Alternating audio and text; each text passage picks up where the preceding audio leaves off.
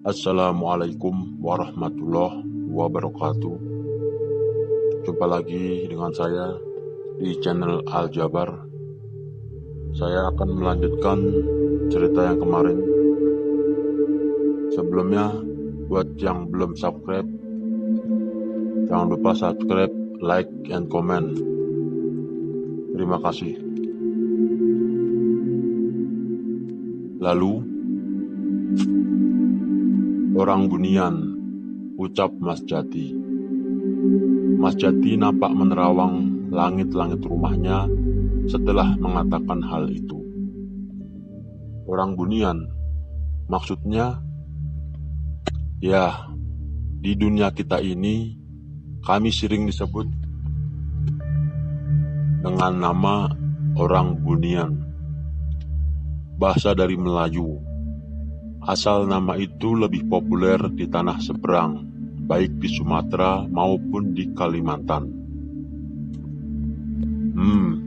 Kalau di Jawa, biasanya kami disebut dengan nama Wong Samar. Memang penyebutan orang bunian lebih dikenal. Lalu kenapa Mas Jati bisa tinggal di 2 dimensi?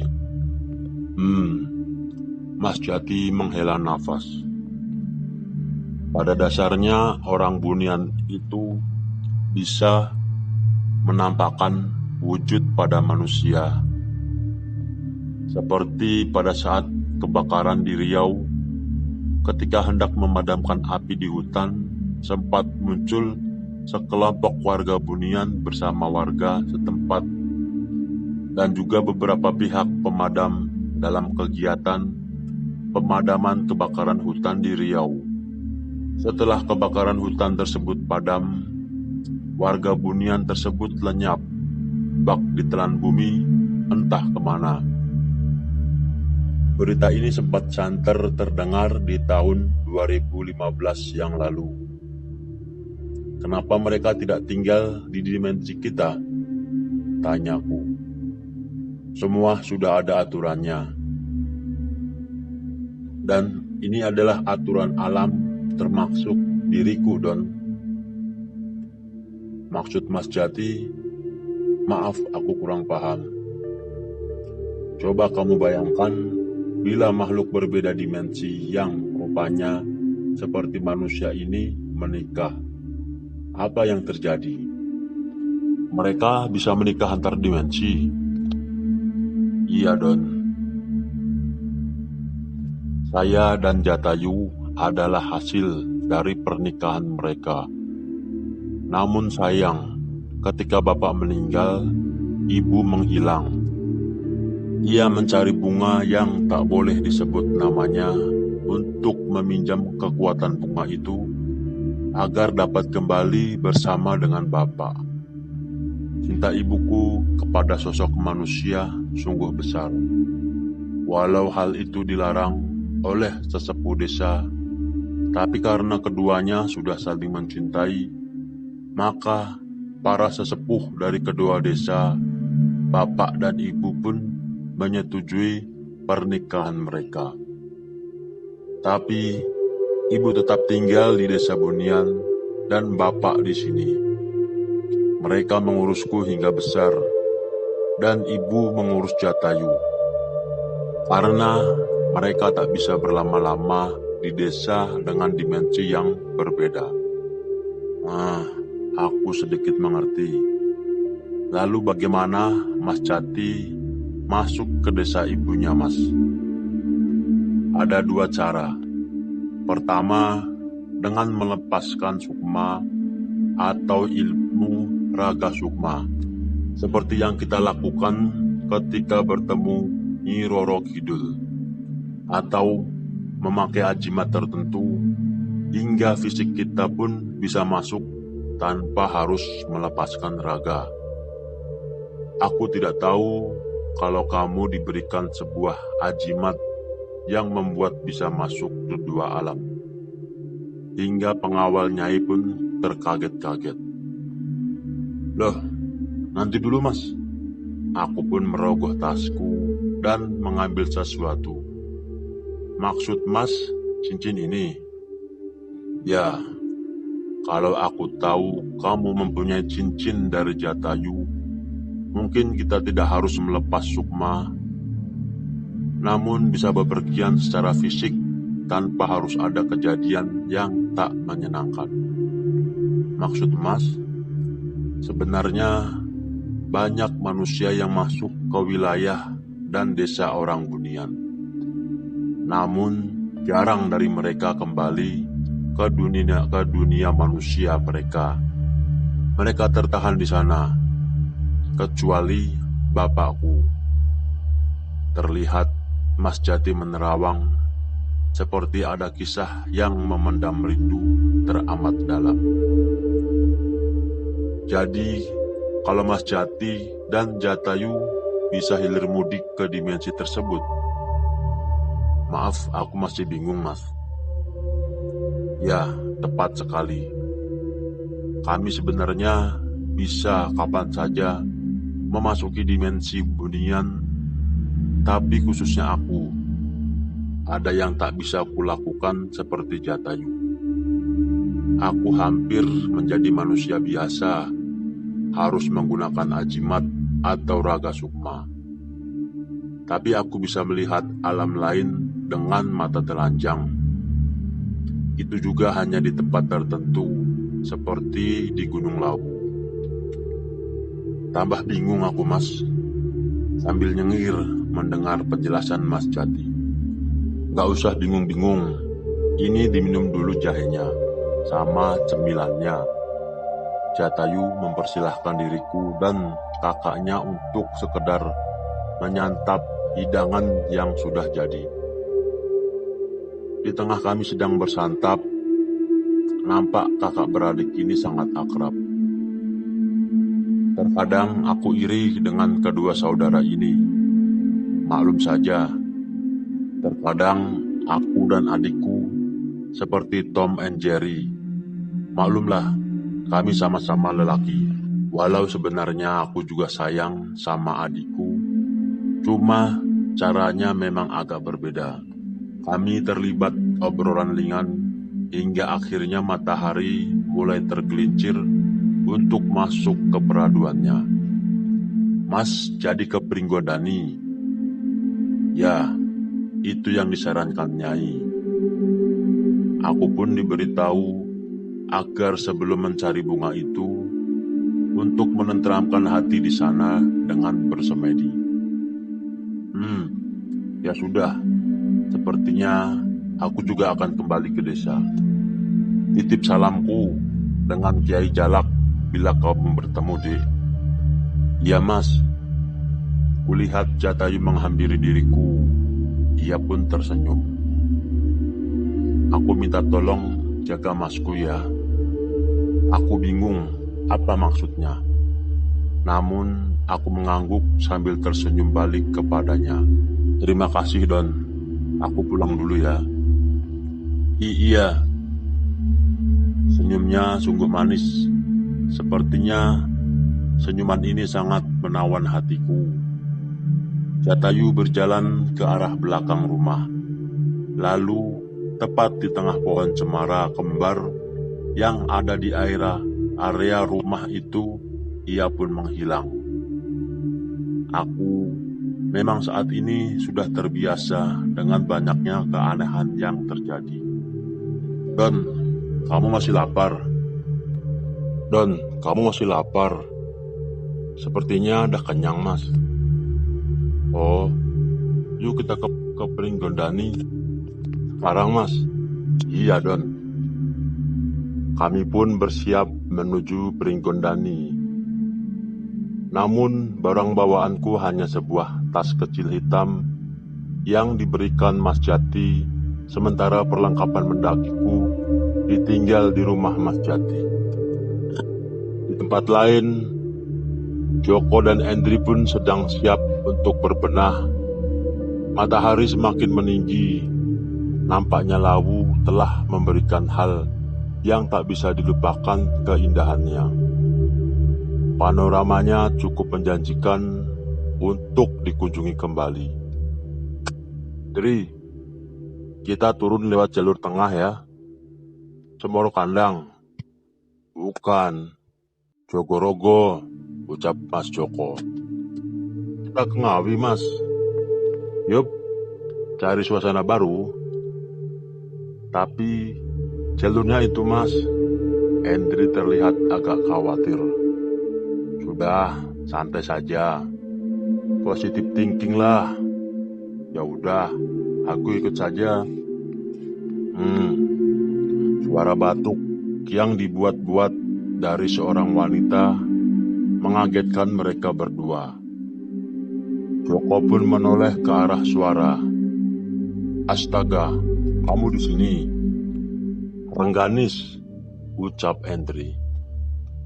Wanita yang dimaksud pun hanya tersenyum simpul, bahkan terkesan meledek kepada mereka berdua. Rengganis tampak manja kepada Joko dan Hendri. Saat itu, Hendri terlihat salah tingkah. Memang bisa dibilang Rengganis adalah wanita manis, idola bagi para lelaki, baik di dekat rumah maupun di kampusnya. Namun, siapa yang ingin mendekatinya pasti akan ragu, karena penjaganya adalah kakaknya yang selalu bikin nyali mereka ciut sebelum sempat mengutarakan cinta. Termasuk Hendri yang selalu memendam rasa karena Rengganis adalah adik dari Mas Joko. Kamu sama siapa kesini? Itu tuh, Rengganis menunjuk kepada kedua wanita cantik yang memakai jaket biru dan merah. Gina, Ana, kalian bertiga kesini. Mas Joko semakin bingung. Ini cewek-cewek kok berani banget submit gak ada lelaki yang nemenin. Walau dia tahu ketiga wanita di depannya bukan wanita sembarangan. Entah sudah berapa puncak gunung yang mereka taklukkan. Entah sudah berapa puncak gunung yang mereka telah taklukkan. Tenang Joko, mereka bersamaku. Nampak sosok lelaki tampan. Sepertinya habis sembunyi berjalan mendekati mereka. Budi, gila, gak mungkin. Bukannya lo kerja di Papua, kok sekarang ada di sini? Gua mau kasih surprise buat lo. Dan memang baru pulang dari sana. Sekalianlah mau ajak si Nona cantik ini jalan-jalan. Dah lama gak ketemu soalnya. Budi pun erat memeluk Gina kekasihnya yang sudah hampir 2 tahun tidak bertemu. Boleh, jangan umbar kemesraan lo pak pada mentang-mentang gua lagi jomblo, Joko menyerigai. Akhirnya mereka semua tertawa. Hendri pun sebenarnya sudah mengenal teman dari Mas Joko ini. Mereka adalah para pecinta alam. Kelompok ini sebenarnya sudah terbentuk di kampus. Namun hingga lulus pun mereka masih sering aktif mengadakan submit bareng. Dan Hendri pun sering ikut dengan mereka. Jadi semua memang sudah mengenal. Lo tahu gua di sini dari mana? Pertanyaan itu ditujukan ke kawan lamanya Budi. Dari siapa lagi kalau bukan nih si Cerwis? Budi menunjuk Rengganis yang tersipu malu. Pantes. Kayaknya lo batalin deh buat turun hari ini. Soalnya gue lagi mau nostalgia sama lo nih, ucap Budi kepada Joko. Tanpa pikir panjang, Joko pun mengiyakan. Pertemuan sahabat lama memang membuat syahdu. Tapi Rengganis terlihat seperti mencari sesuatu. Pak Doni mana? Bukannya bareng sama kakak kesini. Oh, pacarmu itu. Dia lagi ada tugas bantuin warga desa.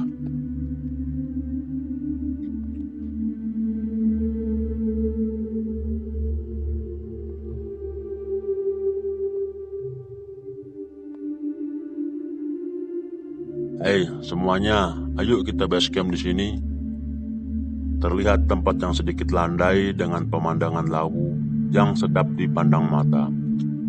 Joko, Budi, Hendri asik mengobrol ketika tenda sudah didirikan.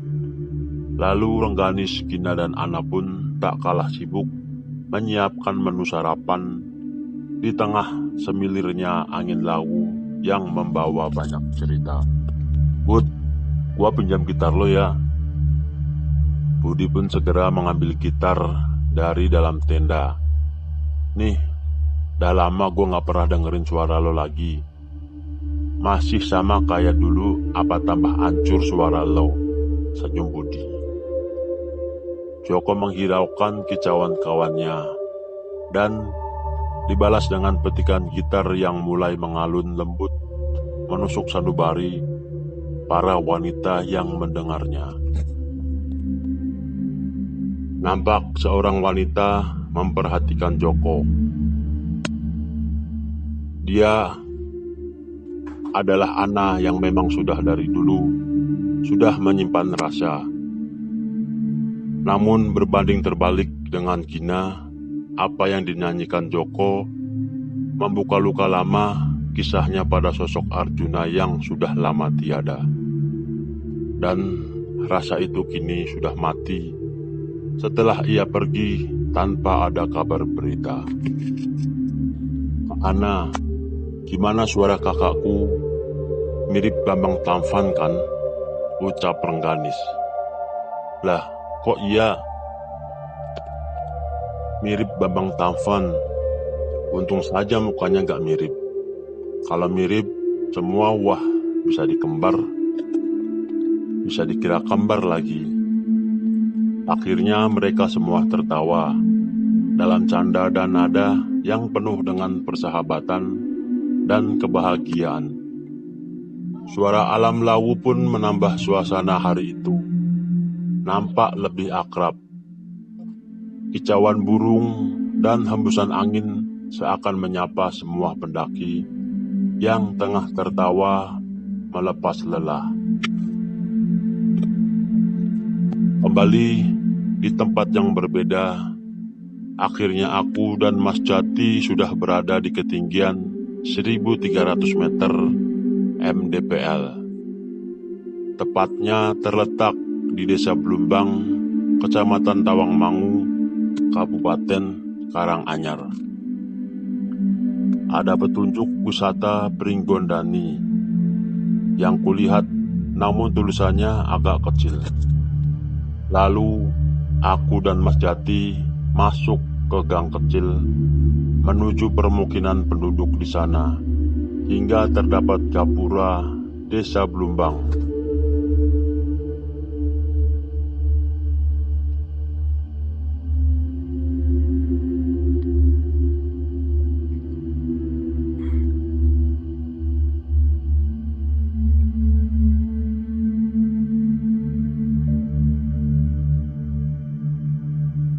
Dengan melewati jalan setapak perkebunan penduduk yang menyuguhkan pemandangan kaki Gunung Lawu. Dan tentu saja sangat mempesona mata, karena dari berbagai macam tanaman milik penduduk terjajar rapi dipandang, mulai dari kubis, wortel, lombok, dan lain-lain. Pada saat kami melewati jalur ini, banyak juga kera-kera hutan yang turun ke perkebunan warga. Namun, belum sempat aku mendekati kera tersebut, mereka sudah keburu kabur dengan gesitnya menuju kembali ke dalam hutan. Tidak hanya melewati perkebunan saja, ada kalanya kita juga melewati parit-parit pengairan yang berasal dari puncak gunung. Sejenak aku dan Mas Jati membasuh kaki, merasakan kesegaran air yang terasa dingin. Setidaknya rasa letih yang dirasakan kembali cerah, dan kaki kami pun segera melanjutkan perjalanan. Terlihat sebuah loket untuk masuk ke tempat wisata ini. Kemudian kami pun segera disambut jalan tangga menuju ke Sendang dan pertapaan. Di jalan yang menanjak ini memang membutuhkan tenaga ekstra untuk menaiki anak tangga, menuruni dan menaiki bukit. Jalanan itu pun diselimuti hijaunya rerumputan.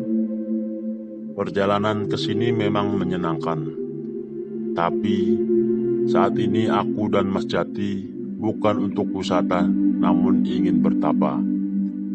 Perjalanan kira-kira memakan waktu 90 menit untuk ke tempat pertapaan Pringgondani yang berada di ketinggian kurang lebih 1300 mdpl. Tujuan kami saat ini ke Telaga Wali dan memiliki ketinggian sekitar 1500 mdpl. Dari Pringgondani sendiri kita masih menaiki anak tangga yang cukup ekstrim. Tiba-tiba perutku terasa sakit. Mas Jati, Mas, bersambung. Jangan lupa subscribe, like, and comment.